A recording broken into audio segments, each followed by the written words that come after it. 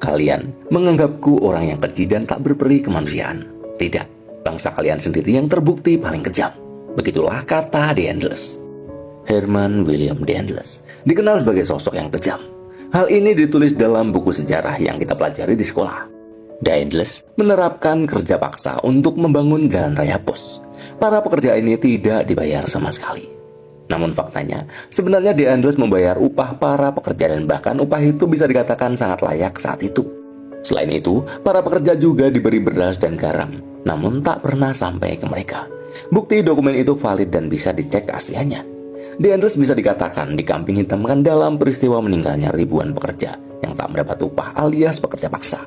Upah para pekerja ini sudah diamanahkan kepada bupati dan penguasa setempat. Namun upah itu diselewengkan sehingga para pekerja tak mendapat apa-apa. Data aliran dana ini ditulis dari pemerintah kolonial ke bupati. Namun data dari bupati ke pekerja tidak pernah ada. The Endless di masa jabatannya dikenal sebagai tokoh yang keras dan sangat anti korup. Ketika itu, ada mafia korupsi hasil panen. Per pikul dari petani 160 ton dan diserahkan ke bupati.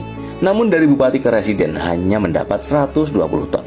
Sampai akhirnya, produk masuk ke gudang pusat hanya 100 ton per pikul. Para petani jelas dirugikan dan hal ini membuat The Endless sangat geram. Akhirnya The Endless membuat peraturan tegas larangan keras untuk korupsi. Apabila terbukti bersalah, akan dikenakan sanksi denda, kehilangan jabatan dan hukuman mati.